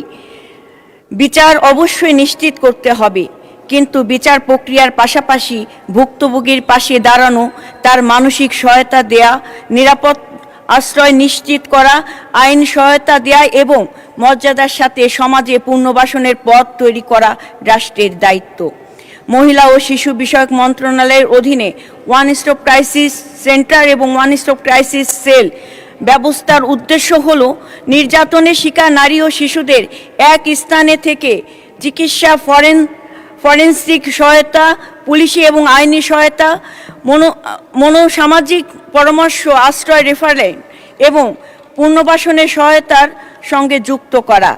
এখন জনস্বার্থে জরুরি হলো এই কেন্দ্র ও সেলগুলো কতটি জেলায় কার্যকরভাবে সেবা দিচ্ছে। শেষ প্রতিবেদনে বছরে কতজন ভুক্তভোগী কোন কোন সেবা পেয়েছেন, কতটি কেন্দ্রে প্রশিক্ষিত জনবল এবং রেফারেলের ব্যবস্থা রয়েছে এবং সেবার মান কিভাবে পর্যবেক্ষণ করা হচ্ছে, এই বিষয়ে হালনাগাদ জেলাভিত্তিক তথ্য প্রকাশ করা। অতএব দেশে one stop crisis centre, one stop crisis cell এর বর্তমান কার্যকারিতা, জেলাভিত্তিক হালনাগাদ তথ্য, সেবাভিত্তিক পরিসংখ্যান এবং ভুক্তভোগী বান্ধব সমন্বয়ে সেবা শক্তিশালী করতে মন্ত্রণালয় কী পদক্ষেপ গ্রহণ করতে যাচ্ছেন সে বিষয়ে মাননীয় মন্ত্রী মহোদয়ের বিবৃতি প্রার্থনা করছি। ধন্যবাদ মাননীয় স্পিকার। ধন্যবাদ মাননীয় সদস্য। মাননীয় মহিলা ও শিশু বিষয়ক মন্ত্রী আবু জাফর মোহাম্মদ জাহিদ হোসেনকে এ বিষয়ে তার সংক্ষিপ্ত বিবৃতি প্রদানের জন্য আহ্বান জানাচ্ছি। ধন্যবাদ মাননীয় স্পিকার, এবং সেই সাথে আপনার মাধ্যমে প্রশ্নকারীকে, মাননীয় সংসদ সদস্যকে ধন্যবাদ জানাচ্ছি। অত্যন্ত গুরুত্বপূর্ণ এবং এই সময়ের জন্য বেশ আলোচিত একটি বিষয় উনি ৭১ বিধিতে তুলেছেন, সেজন্য। ওয়ান স্টপ ক্রাইসিস সেন্টার, মাননীয় স্পিকার, এইটি দেশনেত্রী বেগম খালেদা জিয়া যখন প্রধানমন্ত্রী ছিলেন সেই সময়ে, যেমন খুরশিদ জাহান হক উনি শিশু এবং মহিলা বিষয়ক মন্ত্রণালয়ের দায়িত্বে নিয়োজিত ছিলেন, ওই সময় বাংলাদেশ জাতীয়তাবাদী দলের নেতৃত্বে যে সরকার, তারা এটি সর্বপ্রথম প্রচলন করেছিল। কাজেই এর ধারাবাহিকতায় ওয়ান স্টপ ক্রাইসিস সেন্টারগুলি তখন সর্বপ্রথম ৮টি পুরনো মেডিকেল কলেজে স্টার্ট হয়েছিল। পরবর্তীতে এটি ৮, ৬, ১৪ অর্থাৎ আরও ৬টি যে নতুন মেডিকেল কলেজ, সেখানে এটি চালু হয়েছিল এবং ১৪টি সেন্টারে এটি একটি সমন্বিত one stop crisis centre. Means হচ্ছে এখানে চিকিৎসাও যেমন দেওয়া হবে, আইনি সহায়তা যেমন দেওয়া হবে, এবং এই আইনি সহায়তা পাওয়ার জন্য যে আপনার ডিএনএ অর্থাৎ সাপোর্ট বা ফরেনসিক সহায়তা যাকে আমরা বলি সেটি, এবং সেই সাথে ওই সমস্ত ভিকটিম যারা হয় তাদেরকে পুনর্বাসন করা এবং সমাজে পুনর্বাসিত করার সমন্বিত কার্যক্রম পরিচালনা করার জন্যই ওয়ান স্টপ ক্রাইসিস সেন্টার চালু করা হয়। এবং এইটি এখন পর্যন্ত ওই 14টি ওসিসি বর্তমানে রয়েছে, পরবর্তীতে শুধুমাত্র একটি যোগ হয়েছে, এখন 15টি ওসিসি। কিন্তু এখানে উনি জানতে চেয়েছেন জনবল, প্রশিক্ষিত জনবল প্রত্যেকটির জন্য 22 জন করে থাকার কথা। তার মধ্যে 4 জন চিকিৎসক, 6 জন নার্স, 4 জন পুলিশ কর্মকর্তা, 1 জন ক্লিনিক্যাল সাইকোলজিস্ট, 1 জন আইন কর্মকর্তা, 1 জন সহায়ক মানে কম্পিউটার অপারেটর, সহায়ক জনবল আরও 5 জন। এবং এই পর্যন্ত আমাদের ওসিসি মাধ্যমে 81,928 জনকে সেবা প্রদান করা হয়েছে। তার মধ্যে শারীরিক নির্যাতনের শিকার 49,767 জন এবং যৌন নির্যাতনের শিকার 31,596 জন এবং বিভিন্নভাবে অগ্নিদগ্ধ হয়েছেন 565 জন, তাদেরকে সেবা দেওয়া হয়েছে। কিন্তু বর্তমান সরকার মাননীয় প্রধানমন্ত্রী নেতৃত্বে দায়িত্ব গ্রহণ করার পর আমরা এই সেবাটিকে বাংলাদেশে এখন 37টি গভর্নমেন্ট মেডিকেল কলেজ আছে, সেই 37টি মেডিকেল কলেজেই ওয়ান স্টপ ক্রাইসিস সেন্টার চালু করার জন্য উদ্যোগ গ্রহণ করা হয়েছে এবং এটির মাধ্যমে সেবার পরিধি আরও বিস্তৃতি করা এবং যে চাহিদা রয়েছে সেই চাহিদাকে অ্যাড্রেস করার জন্য আমরা ব্যবস্থা নিয়েছি এবং এটি অচিরেই এটা সুফল পাওয়া যাবে। আর ওয়ান স্টপ ক্রাইসিস সেল এই মুহূর্তে আমাদের 95টি আছে ও ওয়ান স্টপ ক্রাইসিস সেল 30টি জেলা সদরে এবং 65টি উপজেলা স্বাস্থ্য কমপ্লেক্স অর্থাৎ 95টি ওয়ান স্টপ ক্রাইসিস সেল আমরা শুরু করেছি। এবং ওয়ান স্টপ ক্রাইসিস সেলের মাধ্যমে আমরা চাই, আমাদের টার্গেট হচ্ছে যে আগামীতে 64টি জেলা এবং সর্বোপরি বাংলাদেশের প্রত্যেকটি উপজেলায় পর্যায়ক্রমে ওয়ান স্টপ ক্রাইসিস সেল এবং ওয়ান স্টপ ক্রাইসিস সেন্টার। এখন এটির নোমেনক্লেচারটা আগে ছিল ওয়ান স্টপ ক্রাইসিস সেল, তার পরবর্তীতে হয়েছে মাল্টি সেক্টরাল অ্যাপ্রোচ, আর এখন এটার নতুন নামকরণ হয়েছে কুইক রেসপন্স টিম। অর্থাৎ ঘটনা ঘটার সাথে সাথে যাতে সেখানে তড়িৎ গতিতে সেই মানুষের ভিকটিমের পাশে ঘটনার সাথে যারা সম্পৃক্ত তাদেরকে আইনে সোপর্দ করা এবং যারা ক্ষতিগ্রস্ত তাদের পরিবারের পাশে দাঁড়ানোর জন্য এইটা কিউআরটি প্রোগ্রাম নেওয়া হয়েছে এবং এই লক্ষ্যেই এখন আমাদের মন্ত্রণালয় কাজ করছে। মাননীয় স্পিকার, আপনাকে ধন্যবাদ। মাননীয় সদস্য, আপনার উত্থাপন বিষয়টি বহুল আলোচিত সাম্প্রতিককালে, তো আপনি এখন একটি সংক্ষিপ্ত প্রশ্ন করতে পারেন, বেশি সময় নেবেন না। ধন্যবাদ মাননীয় স্পিকার। আমি এখানে বলতে চাচ্ছি যে 350 জন নারী এবং মেয়ে সহিংসতার শিকার হয়েছে। 83 জনের মধ্যে 57 জনই আপনার ধর্ষণের শিকার হয়েছে। 70% 18 বছরের নিচে। পারিবারিক সহিংসতায় নিহত হয়েছে 63 জন এবং 45 জন আত্মহত্যা করেছে গত মাসে, বলছি এটা পরিসংখ্যানে। বিএসএস এবং ইউএনএফপিএ 2024 সালের জরিপে বলছে দেশের 76% নারী জীবনে কখনো না কখনো শারীরিক এবং মানসিক নির্যাতনের শিকার হয়েছে তার ঘনিষ্ঠ নিকট আত্মীয় দ্বারা, কিন্তু 62% ভুক্তভোগী কখনোই মুখ খোলে নাই। এখানে আমার প্রশ্ন, যে নারী ভয়ে কথা বলতে পারে না সে বিচার পাবে কি করে? মাননীয় স্পিকার, আদালতের রায় আসতে সময় লাগে। তাৎক্ষণিক চিকিৎসা এবং সুরক্ষায় সমন্বিত যে উদ্দেশ্য নিয়ে ওয়ান স্টপ ক্রাইসিস সেন্টার গঠিত হয়েছে তার অবস্থান বাংলাদেশে এখন খুব একটা বেশি ভালো বলে পরিসংখ্যান বলছে না। ঢাকা মেডিকেল কলেজের মতো মূল স্কিমে ওয়ান স্টপ ক্রাইসিস সেন্টারই চরম সীমাবদ্ধতা রয়েছে। পর্যাপ্ত সম্পদ, প্রশিক্ষিত জনবল এবং পৃথক কাউন্সেলিং রুম, নারী ফরেন্সিক পরীক্ষকের মতো সীমাবদ্ধতা এখানে ঘাটতি রয়েছে। মাননীয় মন্ত্রী মহোদয় জানিয়েছেন 95টি সেলের বর্তমান বাস্তবতার অগ্রগতি। আমি ধন্যবাদ জানাচ্ছি। মাননীয় সদস্য, মন্ত্রী অনেক ডিটেল উত্তর দিয়েছে, আপনি একটি প্রশ্ন করুন। জি স্যার, পূর্ববর্তী ফ্যাসিস্ট সরকারের দেখানো শুভঙ্করের ফাঁকির বাইরে এসে বর্তমান মন্ত্রণালয় শুধু শহরের হাসপাতাল কেন্দ্রিক ব্যবস্থা নয়, বরং ভয় ও সামাজিক চাপের কারণে নীরব থাকা প্রান্তিক অঞ্চলের লোকচক্ষুর আড়ালে ভুক্তভোগী কাছেও এই সেবা পৌঁছে দিতে কি বৈপ্লবিক ব্যবস্থা গ্রহণ করেছেন সেটা আমাদেরকে জানতে হবে। মাননীয় স্পিকার, 109 হলো নারী ও শিশু নির্যাতন প্রতিরোধ জাতীয় হেল্পলাইন, কিন্তু বিবিএস এবং UNFPA জরিপে দেখা গিয়েছে 2024 সালে মাত্র 22.3% নারী এই 109 হেল্পলাইনের কথা জানেন, 45% নারী 999 এর কথা জানেন, মাত্র 48.5% নারী জানেন কোথায় সহিংসতার অভিযোগ জানাতে হবে। আরো উদ্বেগজনক হলো মাত্র 2% ওয়ান স্টপ ক্রাইসিস সম্পর্কে জানেন। প্রশ্ন করুন, লং স্টেটমেন্ট। আমার এখানে প্রশ্ন হচ্ছে, মাননীয় মন্ত্রী সুনির্দিষ্টভাবে জানাবেন এই ভয়াবহ সচেতনতার ঘাটতি দূর করতে মন্ত্রণালয় কি পদক্ষেপ নেবে এবং মাঠ পর্যায়ে 109, 999 ওয়ান স্টপ ক্রাইসিস সেন্টার সম্পর্কে তথ্য পৌঁছে দিতে কোনো সময় সীমাভিত্তিক পরিকল্পনা গ্রহণ করবেন কিনা? ধন্যবাদ স্পিকার। মাননীয় মন্ত্রী। ধন্যবাদ মাননীয় স্পিকার, এবং আবারও সংসদ সদস্যকে ধন্যবাদ জানাচ্ছি সম্পূরক প্রশ্নের জন্য। যে প্রশ্ন উনি করেছেন এটি একটি সামাজিক ব্যাধি, এবং সেই জন্য আমি মাননীয় প্রধানমন্ত্রীর সাথে আমরা আলোচনা করেছি। আমরা এটার জন্য একটি জনসচেতনতা বা গণ আন্দোলন তৈরি করতে চাই। গণসচেতনতা যদি তৈরি করা না যায় তাহলে সমাজে নারী এবং শিশু এদের বিরুদ্ধে এদের যে অধিকার সুরক্ষা করা এবং তাদের বিরুদ্ধে যে সহিংসতার ঘটনাগুলো ঘটছে সেগুলো প্রতিরোধ করা শুধু একটি মন্ত্রণালয়ের পক্ষে কোনো অবস্থাতেই সম্ভব নয়।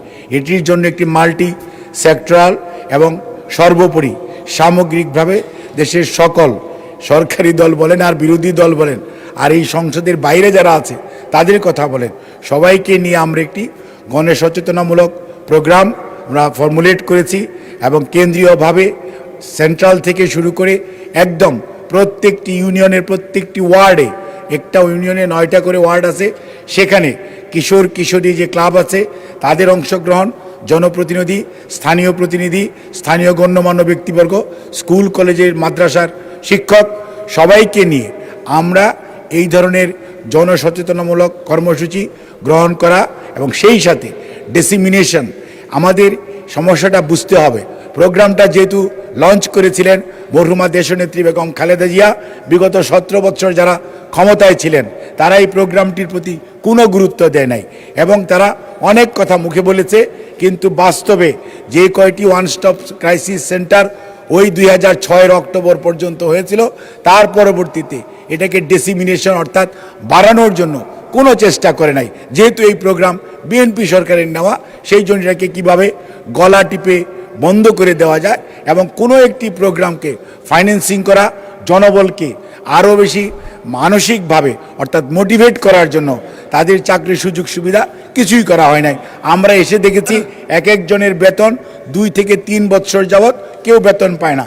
এই যে বলল যে আপনার কল সেন্টারের নাম্বার হচ্ছে 109 সবাই কাজ করছে, but they are not getting salary for last 3 years. আমরা কেবল এইবার আসার পর উদ্যোগ গ্রহণ করেছি তাদেরকে থোক থেকে বরাদ্দ দিয়ে তাদের বেতন চালু করার জন্য। কাজে এখানে একটি অত্যন্ত সচেতনভাবে এই দেশের মানুষকে সেবা পাওয়া থেকে বিরত রাখা এবং এক ধরনের প্রতিহিংসামূলক মানসিকতা থেকে দেশের মানুষকে এই সমস্ত কর্মসূচি থেকে যাতে কোনো সেবা গ্রহণ করতে না পারে সেই লক্ষ্যে কাজ করেছে। কাজে আমি আবারও আশ্বস্ত করতে চাই, আমরা একদিকে যেমন আমাদের যে কার্যক্রম এটাকে ব্যাপ্তি ঘটানোর জন্য উদ্যোগ গ্রহণ করেছি, অন্যদিকে জনগণের অংশগ্রহণের মাধ্যমে জনসচেতনতামূলক প্রোগ্রাম বা কর্মসূচি গ্রহণ করে মানুষের মাঝে এটির যে কি কি প্রতিকার নেওয়ার ব্যবস্থা আছে সেটি যেমন ছড়িয়ে দেওয়া এবং প্রতিরোধ করার জন্য মানুষকে উৎসাহিত করা, জনগণকে সম্পৃক্ত করা, সেই লক্ষ্যেই বর্তমান সরকার কাজ করছে। ধন্যবাদ মাননীয় স্পিকার। ধন্যবাদ মাননীয় মন্ত্রী। আমি এখন মাননীয় সদস্য জনাব খয়রুল কবির খোকন নরসিংদী এককে তার জরুরি জনগুরুত্বপূর্ণ বিষয়ে মনোযোগ আকর্ষণের নোটিশটি পড়ার জন্য আহ্বান জানাচ্ছি।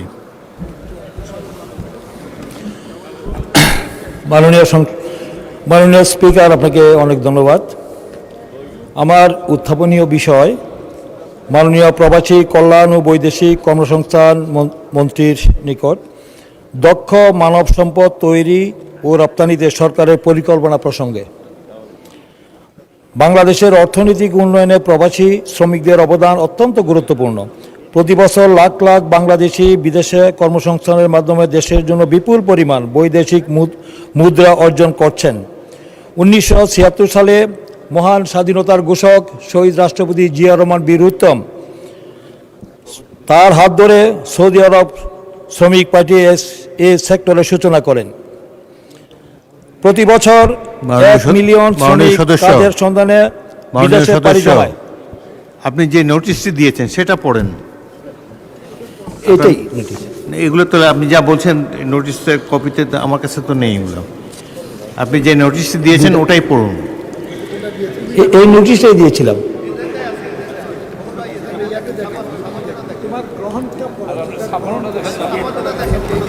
গ্রহণ করছেন এটি?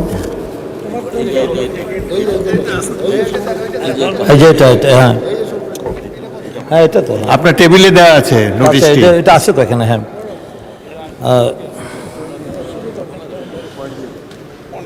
বৈদেশিক মুদ্রা ও রেমিটেন্স অর্জনে বৈদেশিক সমৃদ্ধিতে প্রধান ভূমিকা পালন করছে প্রবাসী রেমিটেন্স যোদ্ধারা। শহীদ রাষ্ট্রপতি জিয়া রহমানের হাত ধরে সর্বপ্রথম 1976 সালে সৌদি আরবের শ্রমিক পাঠানোর মাধ্যমে এই সেক্টরের যাত্রা শুরু করে। এই ফলশ্রুতিতে বর্তমানে প্রতি বছর 1 মিলিয়ন দক্ষ কিংবা অদক্ষ শ্রমিক কাজের সন্ধানে পাড়ি দেয়। বিদেশে পাড়ি জমানো বেশিরভাগ শ্রমিকরাই অদক্ষ, অশিক্ষিত, অথচ বিশ্বব্যাপী অদক্ষ শ্রমিকের চাহিদা কমছে এবং চতুর্থ বিপ্লবের প্রভাবে উন্নত প্রযুক্তির মাধ্যমে প্রতিস্থাপিত হচ্ছে। এমত অবস্থায় দক্ষ শ্রমিকের যোগান বাড়াতে না পারলে বিদেশের শ্রমবাজার হারানোর উচ্চ ঝুঁকি রয়েছে। তাই বিশ্ব শ্রমবাজারের চাহিদা অনুযায়ী দক্ষ মানব সম্পদ তৈরি ও রপ্তানি করতে কার্যকর পদক্ষেপ গ্রহণের জন্য মাননীয় প্রবাসী কল্যাণ ও বৈদেশিক কর্মসংস্থান মন্ত্রী মহোদয়ের সদয় দৃষ্টি আকর্ষণ করছি। ধন্যবাদ মাননীয় স্পিকার। ধন্যবাদ মাননীয় সদস্য। মাননীয় প্রবাসী কল্যাণ ও বৈদেশিক কর্মসংস্থান মন্ত্রীর পক্ষে মাননীয় প্রবাসী কল্যাণ ও বৈদেশিক কর্মসংস্থান প্রতিমন্ত্রী মোহাম্মদ নুরুল হককে এ বিষয়ে একটি সংক্ষিপ্ত বিবৃতি প্রদানের জন্য আহ্বান জানাচ্ছি। মাননীয় স্পিকার, আপনাকে ধন্যবাদ। আপনার মাধ্যমে মাননীয় সংসদ সদস্যকেও ধন্যবাদ। মাননীয় সংসদ সদস্য যথার্থই বলেছেন, আধুনিক বাংলাদেশের উপকার শহীদ প্রেসিডেন্ট জিয়াউর রহমানের হাত ধরেই আমাদের মানব সম্পদ বিদেশে রপ্তানি কার্যত শুরু হয়। 1976 সালে শহীদ প্রেসিডেন্ট জিয়াউর রহমান বিদেশে জনশক্তি রপ্তানির উদ্দেশ্যে বাংলাদেশ জনশক্তি প্রশিক্ষণ ব্যুরো বা বিএমইটি প্রতিষ্ঠা করেন এবং একই বছর মধ্যপ্রাচ্যে 6000 কর্মী পাঠান প্রাথমিকভাবে। পর্যায়ক্রমে 1980 সালে একটি আনুষ্ঠানিক চুক্তি হয় মধ্যপ্রাচ্যের দেশগুলোর সাথে আমাদের শ্রমিকদের কাজের ব্যবস্থা করার নিয়ে। তারই প্রেক্ষাপটে 1981 সালে আনুষ্ঠানিকভাবে আমাদের এখান থেকে কর্মী যাওয়া শুরু করে এবং 81 সাল থেকে বেসরকারি রিক্রুটিং এজেন্সিগুলোকে সুযোগ দেওয়া হয়, যার ফলে মাত্র 4 বছরের মধ্যে তখন প্রায় 60,000 কর্মী বিদেশে যায়। আমরা শহীদ প্রেসিডেন্ট জিয়াউর রহমানের একই চিত্র দেখেছি বেগম খালেদা জিয়ার সময়ের সরকারে। 2001 সালে 1991 সালে যখন বেগম খালেদা জিয়া সরকার গঠন করে তখন রেমিটেন্স ছিল 774 বিলিয়ন, যেটা তার সরকারের শেষ দিকে 96 এসে হয় 1.2 বিলিয়ন। এবং 2001 সালে যখন আবার বেগম খালেদা জিয়ার নেতৃত্বে বিএনপি সরকার গঠন করে তখন প্রবাসী কল্যাণ ও বৈদেশিক কর্মসংস্থান মন্ত্রণালয় প্রতিষ্ঠিত হয় এবং বেগম খালেদা জিয়ার সরকারের সময় 2006 সালে ওভারসিজ এমপ্লয়মেন্ট খসড়া অনুমোদন করা হয়, যার ফলে আমাদের এই বৈদেশিক কর্মসংস্থানের বাজারটা ব্যাপক আকার ধারণ করে।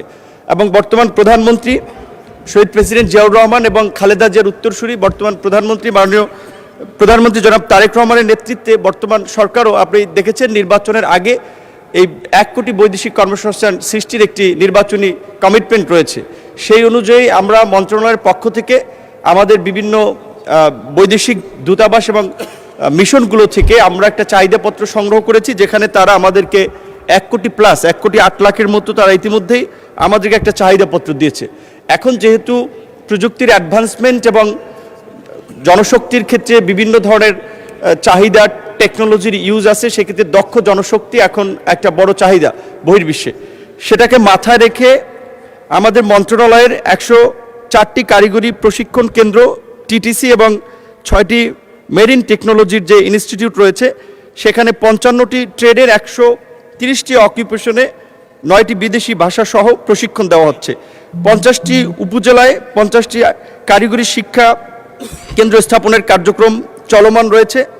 আন্তর্জাতিক শ্রমবাজারের চাহিদা অনুযায়ী পুনঃ প্রশিক্ষণ এবং দক্ষতা উন্নয়নের মাধ্যমে ফেরত আসা কর্মীদের, অর্থাৎ যারা বাইরে থেকে ফিরে আসে, পুনরায় বিদেশে প্রেরণের উদ্যোগ নেওয়া হয়েছে। এছাড়া পূর্ববর্তী শিক্ষা ও কাজের রেকগনিশন অফ প্রিয়র লার্নিং বা আরপিএল স্বীকৃতি এবং তার সনদ করা হচ্ছে, যার ফলে তাদের আবার বিদেশে ভালো কর্মসংস্থান সৃষ্টি হচ্ছে। অধিক সংখ্যক কর্মী প্রেরণের লক্ষ্যে 1 লক্ষ ড্রাইভার তৈরির জন্য একটা প্রকল্প নেওয়া হয়েছে, দেশ বিদেশে কর্মসংস্থানের জন্য ড্রাইভিং প্রশিক্ষণ প্রদান শীর্ষক প্রকল্প। এছাড়া আমাদের বিভিন্ন সেক্টরে আমাদের এখান থেকে যারা ট্রেনিং করছে তাদের নিয়ে পুল তৈরি করা হচ্ছে এবং নিয়োগকর্তাদের সাথে একটা সংযোগ তৈরির জন্য আমাদের মন্ত্রণালয় ওইপি ওভারসিজ এমপ্লয়মেন্ট প্ল্যাটফর্ম একটা অনলাইন সার্ভিস ক্রিয়েট করা হয়েছে, যেখানে নিয়োগকর্তারা চাইলে তারাই সরাসরি শ্রমিকদের সাথে কন্ট্যাক্ট করে তাদের চয়েস মতো তারা বাছাই করে নিতে পারবে। বিএমইটি ও সৌদি আরবস্থ তাকামলের মধ্যে স্বাক্ষরিত চুক্তির মাধ্যমে স্কিল ভেরিফিকেশন প্রোগ্রাম বা এসবিপির আওতায় 30টি প্রতিষ্ঠানে বর্তমানে 79টি অকুপেশনে স্কিল টেস্ট পরিচালনা করা হচ্ছে। এর পরিধি আরও বাড়ানোর চেষ্টা করা হচ্ছে। 60টি টিটিসিতে বিদেশি ভাষা জাপানিজ, কোরিয়ান, ইংরেজি, আরবি, জার্মান, ক্যান্টোনিজ, ম্যান্ডারিন, ইটালি সহ বিদেশি ভাষা শেখানো হচ্ছে এবং একই সাথে ল্যাঙ্গুয়েজ স্টুডেন্ট কোর্সে 10 লক্ষ টাকা পর্যন্ত লোন দেওয়া হচ্ছে। সাধারণ প্রবাসীদের ক্ষেত্রে 8% সুদে তাদেরকে বিনা জামানতে লোন দেওয়া হচ্ছে। বাংলাদেশের কয়েকটি শ্রমবাজার যেটা একসময় ভালো ছিল, যেটা আমরা বলেছি শুরুতেই, শহীদ প্রেসিডেন্ট জিয়াউর রহমান এবং বেগম খালেদা জিয়ার সময়ের সরকারে মধ্যপ্রাচ্যের সাথে যে বাজারটা সম্ভাবনা ছিল সেটা অনেক জায়গায় একটু সংকুচিত হয়ে গেছে। সেগুলো আবার রিওপেন করার জন্য এবং বিস্তৃতি করার জন্য সরকারের পক্ষ থেকে পরিকল্পনা করা হয়েছে। তারই অংশ হিসেবে ওমান, মালয়েশিয়া, বাহরাইন এই সমস্ত দেশে কূটনৈতিক প্রচেষ্টা অব্যাহত আছে। বাংলাদেশের অন্যতম প্রধান শ্রমবাজার সৌদি আরব, কুয়েত, কাতার, রোমানিয়া, সিশেলস, পর্তুগাল সহ বিভিন্ন দেশে কর্মী প্রেরণ করা হচ্ছে। বাংলাদেশ হতে কর্মী প্রেরণে 28টি দেশের মধ্যে 18টি দেশে ইতিমধ্যেই সমঝোতা স্মারক স্বাক্ষরিত হয়েছে, বাকি কয়েকটি দেশে প্রক্রিয়াধীন রয়েছে। গত মে মাসে কাতারের শ্রমমন্ত্রী বাংলাদেশ ভিজিট করেছেন। আমাদের মন্ত্রণালয়ের সাথে দ্বিপাক্ষিক বৈঠকে তারা আগ্রহ পোষণ করেছেন এখানে 5টি প্রতিষ্ঠানকে তারা সম্পৃক্ত করে এখান থেকে কর্মীদেরকে প্রশিক্ষণ দিয়ে তারা কাতারে নিয়ে যাবেন। এটা আমাদের জন্য একটা ভালো সুযোগ এবং বিশেষ করে টেকনিক্যাল সেক্টরে তারা প্রাধান্য দিয়েছেন। Electrician, plumber, AC technician, welding. দক্ষিণ কোরিয়ার আপনার 2টি কাউন্টির সাথে আমাদের নতুন 2টো এমইউ হয়েছে, যার ফলে ওখানে মৌসুমি কর্মীর যাওয়ার একটা সম্ভাবনা তৈরি হয়েছে। জাপানের সাথে memorandum of cooperation on employment skill development program ESDP. ওমানের সাথে চুক্তি স্বাক্ষরের জন্য 28 এপ্রিল আমাদের এখান থেকে খসড়া পাঠানো হয়েছে। থাইল্যান্ডের সাথে আপনার এমইউ স্বাক্ষরের জন্য আমাদের এখান থেকে খসড়া পাঠানো হয়েছে। এছাড়া Serbia, north Macedonia, Romania, Greece সহ ইউরোপের কিছু দেশে আমাদের বাংলাদেশের কর্মীদের ব্যাপক চাহিদা থাকলেও সেখানে ভিসা সেন্টার না থাকার ফলে আমাদের বাংলাদেশিদেরকে দিল্লি যে ভিসা নিতে হচ্ছে। ভারতের সাথে রাজনৈতিক সম্পর্কের টানপোড়েনে এখন ভিসা পাওয়া খুব ডিফিকাল্ট হচ্ছে, যার ফলে আমরা আমাদের কর্মীদের এই যে আক্ষেপ, তাদের পাঠানো অনেকে ভিসা পায় বাট দিল্লি থেকে তাদের আপনার ফিঙ্গারপ্রিন্ট সম্পন্ন না করার ফলে ওই সমস্ত দেশে যেতে পারছে না। সেক্ষেত্রে আমাদের মন্ত্রণালয় থেকে, যেহেতু এটি পররাষ্ট্র মন্ত্রণালয় দেখভাল করে থাকে, তাদের মাধ্যমে অনুরোধ করা হয়েছে যে ওই সমস্ত দেশগুলো যেন আমাদের ঢাকায় অন্তত সপ্তাহে কিংবা মাসে একটা নির্দিষ্ট দিনে এসে কনসুলার সেবা দেয়। সেই বিষয়ে মাননীয় পররাষ্ট্রমন্ত্রী আছেন, তিনি আরও বিস্তারিত বলবেন। মাননীয় স্পিকার, আপনাকে ধন্যবাদ। মাননীয় সদস্য খায়রুল কবির খোকন একটি সংক্ষিপ্ত প্রশ্ন করতে পারেন। মাননীয় স্পিকার, আপনাকে অনেক ধন্যবাদ। আমার প্রশ্ন হলো,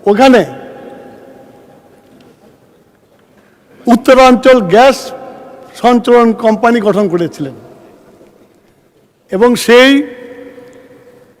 কাজও শুরু হয়ে গেছিল, কিন্তু বিগত ফ্যাসিস্ট সরকার এসে সেই কাজটা বন্ধ করে দিয়েছে এবং সেই সময় এই কাজটা করতে মাত্র 81 কোটি টাকা লাগতো, কিন্তু তারা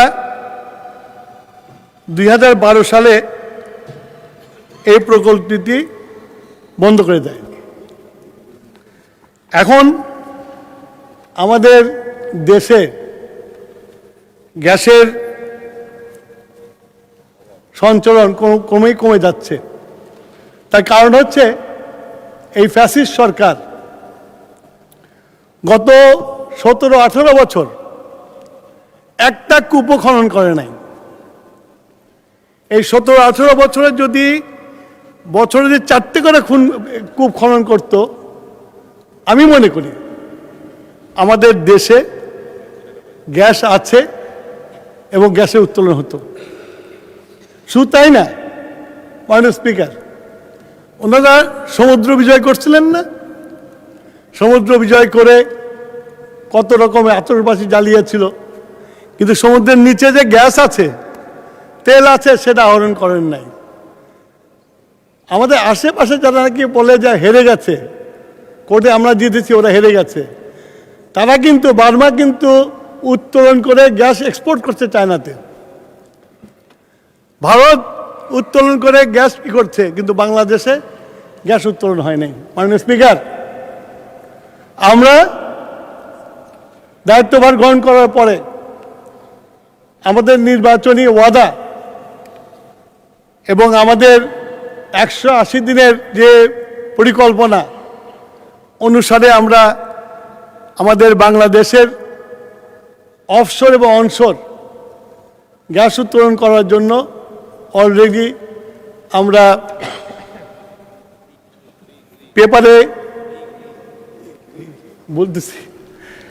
পেপারে আমরা আমন্ত্রণও জানিয়েছি দেশি বিদেশি কোম্পানিদেরকে এই গ্যাস উত্তোলন করার জন্য এগিয়ে আসার জন্য, এবং আমাদের সরকার সিদ্ধান্ত নিয়েছে অতি দ্রুত আমাদের বাপেক্সের যে কয়টা রিগ আছে আরও 5টা রিগ সংযুক্ত করে আমরা আমাদের অনশোর কূপ খনন করে দ্রুত বাংলাদেশের গ্যাসের যে পরিস্থিতি হচ্ছে এটা উত্তোলন করার জন্য। মাননীয় স্পিকার, এখন নাটোর বাংলা ভাষার গাড়ির জায়গা, আমার শ্বশুর বাড়ি, তো এখানে তো গ্যাস দিতেই হবে, কিন্তু যখন গ্যাস পাবো, এই যে আমরা গ্যাস উত্তোলনের চেষ্টা করছি, যখন গ্যাস পাবো, দেশনেত্রী বেগম খালেদা জিয়া যে কাজ শুরু করে দিয়ে গেছিলেন, আমরা ইনশাল্লাহ সেটাকে শেষ করব। ধন্যবাদ মাননীয় স্পিকার। মাননীয় হুইপ, আপনি মন্ত্রীকে একটা সংক্ষিপ্ত প্রশ্ন করতে পারেন। এমন প্রশ্ন করবেন না যে ফ্যাসিস্ট সরকারের বিদ্যুৎ মন্ত্রী কেন নাটোরে বিয়ে করে নাই। প্রশ্ন করুন। মাননীয় স্পিকার, আপনাকে অনেক ধন্যবাদ। আসলে উনি নিজেই স্বীকার করেছেন, বা মাননীয় স্পিকার আপনি নিজেও জানেন যে নাটোর, আমি এর আগেও বলেছি উত্তরে, সেটা হচ্ছে নাটোর অ্যাকচুয়ালি ঐতিহ্যবাহী বনলতা সেন, আপনি জানেন রানী ভবানীর নাটোর। একসময় এই রানী ভবানী সৈন্য দিয়ে নওয়াব সিরাজদৌলকে সাহায্য করেছিল মাননীয় স্পিকার। তো এটা একটা ঐতিহ্যবাহী শহর। এই শহরে শহীদ প্রেসিডেন্ট জিয়াউর রহমান স্যার 3.5 বছরের শাসন আমলে 13 বার রাত্রি যাপন করেছিল উত্তরা গণভবনে। উনি এতই গুরুত্ব দিয়েছেন তার শাসন আমলে, এবং বেগম খালেদা জিয়াও নাটোরে 3 দিন রাত্রি যাপন করেছেন। আমি মনে করি নাটোর একটা গুরুত্বপূর্ণ, এবং আমার প্রধানমন্ত্রী তারেক রহমান সাহেব, উনি প্রধানমন্ত্রী হওয়ার আগে অসংখ্যবার নাটোরে গিয়েছেন, উনিও রাত্রি যাপন করেছেন মাননীয় স্পিকার।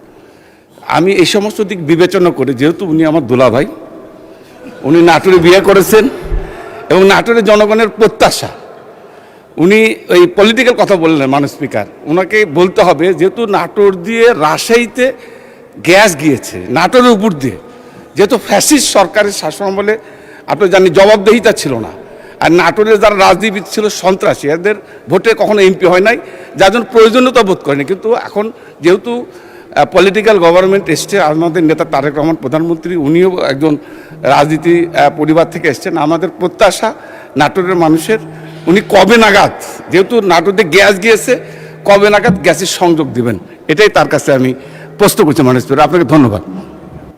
মন্ত্রী, কবে নাগাদ গ্যাস দেবেন? মাননীয় স্পিকার, এই আমাদের হুইপ সাহেব যেভাবে বললেন, এ তো মানে শ্বশুরবাড়ির আবদার হয়ে গেল। আমি তো বলেছি যে আমরা কেবল কূপ খনন করা শুরু করেছি, আমরা রিগ কিনছি, আমরা টেন্ডার আহ্বান করেছি, যাতে বাংলাদেশে ইন্টেন্সিভ এক্সপ্লোরেশন করা হয় এবং গ্যাস আবিষ্কার করা হয়। গ্যাস আবিষ্কার হলে এই 81 কোটি টাকার যে প্রকল্পটা বন্ধ হয়ে গেছে, আমি আশা করি আমাদের নেতা, আমাদের প্রধানমন্ত্রীর নেতৃত্বে এই নাটোরে গ্যাস যাবে এবং উদ্বোধন করা হবে। ধন্যবাদ মাননীয় স্পিকার।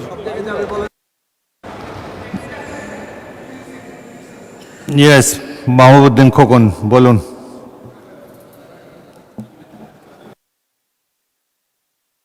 মাইক দেন। মাননীয় মন্ত্রী, বিদ্যুৎ মন্ত্রী বললেন যে নাটোরের শ্বশুরবাড়ি, এই জন্য উনি প্রায়োরিটি দিবেন গ্যাস দিতে।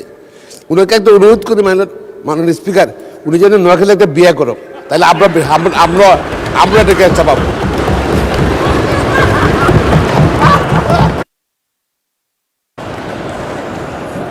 মাননীয় মন্ত্রী, বিয়ে করতে চান?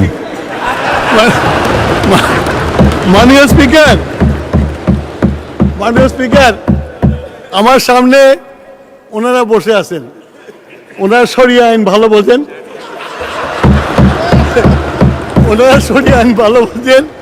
তিনটা বাকি আছে আমার এখন, কিন্তু আমার শখ নাই আহার বেশি করার, যেটা করছে এটাই যথেষ্ট। মাননীয় স্পিকার, আপনাকে ধন্যবাদ। জয়নুল আবদিন ফারুক, মাননীয় সদস্য। মাননীয় স্পিকার, এখানে বিয়া শাদীর ব্যাপার, ছালা দুলাবার ব্যাপার, এদিকে যাব না। এই আনন্দ ঘন মুহূর্তে আমি একটি বিশেষ, কার্ডিফ থেকে মিরপুর 5100 মাইল দূরে ইংল্যান্ড, কিলোমিটারে 8000, 2005 সালের পর 2026 সাল, সময়ের ব্যবধান 21 বছর, একটি নতুন ইতিহাস, একটি নতুন সালের বাস্তবায়ন। 21 বছর আগে ইংল্যান্ডের কার্ডিফে ইতিহাস লিখেছিলেন মোহাম্মদ আশরাফুল, এখন টাইগারদের ব্যাটিং কোচ। 21 বছর পর আবার মিরপুরে ইতিহাস লেখেন মোসাদ্দেক হোসেন সৈকত, নাহিদ রানা সহ অনেকে। 2005 সালে কার্ডিফে যে 5 উইকেট হারিয়েছে, আর এখন 2026 সালে মিরপুরে অস্ট্রেলিয়াকে ডিএলএস মেথডে 86 রান হারিয়ে গড়েছে বাংলাদেশের নতুন ইতিহাস। আমরা আপনার মাধ্যমে মাননীয় প্রধানমন্ত্রী, সংসদের নেতা, আপনি মাননীয় স্পিকার, বিরোধী দলীয় নেতা এবং সকল মাননীয় সংসদ সদস্যের পক্ষ থেকে বাংলা টাইগারদেরকে এই সংসদ থেকে অভিনন্দন জানাই। আপনাকে ধন্যবাদ। ধন্যবাদ মাননীয় সদস্য। আমরা সবাই বাংলাদেশের ক্রিকেট দলকে নিয়ে গর্ব করছি, চমৎকার তাদের পারফরমেন্স। মাননীয় সদস্যবৃন্দ, এখন কমিটি গঠন। দিনের সম্পূরক কার্যসূচি অনুযায়ী আমি এখন মাননীয় চিফ হুইপ মোহাম্মদ নুরুল ইসলামকে পরিকল্পনা মন্ত্রণালয় সম্পর্কিত স্থায়ী কমিটি গঠন সম্পর্কিত প্রস্তাব উত্থাপনের জন্য আহ্বান জানাচ্ছি। মাননীয় স্পিকার, মাননীয় সংসদ নেতার অনুমতিক্রমে তার পক্ষে আমি নুরুল ইসলাম মনি 110/2 বাংলাদেশ জাতীয় সংসদের চিফ হুইপ প্রস্তাব করছি যে গণপ্রজাতন্ত্রী বাংলাদেশের সংবিধানের ৭৬ অনুচ্ছেদ অনুযায়ী জাতীয় সংসদের কার্যপ্রণালী বিধির ২৪৬, ২৪৭ ও ২৪৮ বিধি অনুসারে উক্ত বিধিসমূহে বর্ণিত কমিটির নিয়োগ, কমিটির গঠন, কমিটির কাজ ও কমিটির দায়িত্ব পালনের নিমিত্তে নিম্নলিখিত মাননীয় সংসদ সদস্যগণের সমন্বয়ে ত্রয়োদশ জাতীয় সংসদের পরিকল্পনা মন্ত্রণালয় সম্পর্কিত স্থায়ী কমিটি গঠন করা হোক। মাননীয় স্পিকার, সদস্যবৃন্দের নাম: ডক্টর আব্দুল মঈন খান, ২০০ নরসিংদী ২, সভাপতি; জনাব মোহাম্মদ জুনায়েদ আব্দুর রহিম সাকি, ২৪৮ ব্রাহ্মণবাড়িয়া ৬, সদস্য; জনাব এম রুহুল কুদ্দুস তালুকদার দুলু, ৫৯ নাটোর ২, সদস্য; কাজী রফিকুল ইসলাম ৩৬ বগুড়া ১, সদস্য; জনাব মাইনুল ইসলাম খান ১৬৯ মানিকগঞ্জ ২, সদস্য; জনাব মোহাম্মদ ফখরুল ইসলাম ২৭২ নোয়াখালী ৫, সদস্য; জনাব মোহাম্মদ শওকতুল ইসলাম ২৩৬ মৌলভীবাজার ২, সদস্য; মোসাম্মদ ফরিদা ইয়াসমিন ৩০৬ মহিলা আসন ৬, সদস্য; মোহাম্মদ সাইফুল আলম ১৮৫ ঢাকা ১২, সদস্য; জনাব মোহাম্মদ রাশেদুল ইসলাম রাশেদ ১৪৩ শেরপুর ১, সদস্য। মাননীয় স্পিকার, তাদের মাধ্যমে পরিকল্পনা মন্ত্রণালয় সম্পর্কিত স্থায়ী কমিটি গঠন করার জন্য আমি আপনার কাছে প্রস্তাব করছি। ধন্যবাদ মাননীয় স্পিকার। মাননীয় সদস্যবৃন্দ, সংসদের সামনে প্রশ্ন হচ্ছে। মাননীয় প্রধানমন্ত্রী ও সংসদ নেতার পক্ষে মাননীয় চিফ হুইপ মোহাম্মদ নুরুল ইসলামের প্রস্তাব মতো এবং তার প্রস্তাবিত সদস্যদের সমন্বয়ে পরিকল্পনা মন্ত্রণালয় সম্পর্কিত স্থায়ী কমিটি গঠন করা হোক। যারা এই প্রস্তাবের পক্ষে আছেন তারা হ্যাঁ বলুন, যারা এই প্রস্তাবের বিপক্ষে আছেন তারা না বলুন। আমার মনে হয় হ্যাঁ জয়যুক্ত হয়েছে, হ্যাঁ জয়যুক্ত হয়েছে, হ্যাঁ জয়যুক্ত হয়েছে। অতএব প্রস্তাবটি সংসদের সর্বসম্মতিক্রমে গৃহীত হলো এবং পরিকল্পনা মন্ত্রণালয় সম্পর্কিত স্থায়ী কমিটি গঠিত হলো। মাননীয় সদস্যবৃন্দ, দিনের সম্পূরক কার্যসূচি অনুযায়ী গণপ্রজাতন্ত্রী বাংলাদেশের সংবিধানের ৭৬ অনুচ্ছেদ অনুযায়ী জাতীয় সংসদের কার্যপ্রণালী বিধির ২১৯ বিধি অনুসারে ২২০ ও ২২১ বিধিতে বর্ণিত দায়িত্ব পালনের জন্য নিম্নলিখিত মাননীয় সংসদ সদস্যদের সমন্বয়ে ত্রয়োদশ জাতীয় সংসদের কার্য উপদেষ্টা কমিটি পুনর্গঠনপূর্বক মনোনয়ন দেওয়া হলো। ১. হাফিজউদ্দিন আহমদ বীর বিক্রম ১১৭ ভোলা ৩, সভাপতি; জনাব তারিক রহমান ১৯০ ঢাকা ১৭, সদস্য; মোহাম্মদ শফিকুর রহমান ঢাকা ১৫, সদস্য; ডক্টর খন্দকার মোশাররফ হোসেন কুমিল্লা ১, সদস্য; গয়েশ্বরচন্দ্র রায় ঢাকা ৩, সদস্য; মির্জা ফখরুল ইসলাম আলমগীর ঠাকুরগাঁও ১, সদস্য; জনাব আমির খসরু মাহমুদ চৌধুরী চট্টগ্রাম ১১, সদস্য; জনাব সালাউদ্দিন আহমেদ কক্সবাজার ১, সদস্য; ব্যারিস্টার কায়সার কামাল নেত্রকোনা ১, সদস্য; মোহাম্মদ নুরুল ইসলাম বরগুনা ২, সদস্য; মোহাম্মদ আসাদুজ্জামান ঝিনাইদহ ১, সদস্য; সৈয়দ আবদুল্লাহ মোহাম্মদ তাহের কুমিল্লা ১১, সদস্য; ATM আজহারুল ইসলাম রংপুর ২, সদস্য এবং মোহাম্মদ নাহিদ ইসলাম ঢাকা ১১, সদস্য; মোহাম্মদ নওশাদ জমির পঞ্চগড় ১, সদস্য। এর জন্য কোনো ভোটাভুটির প্রয়োজন নাই। এই কমিটিটি সর্বসম্মতিক্রমে গৃহীত হলো। এখন কি আর কি আছে?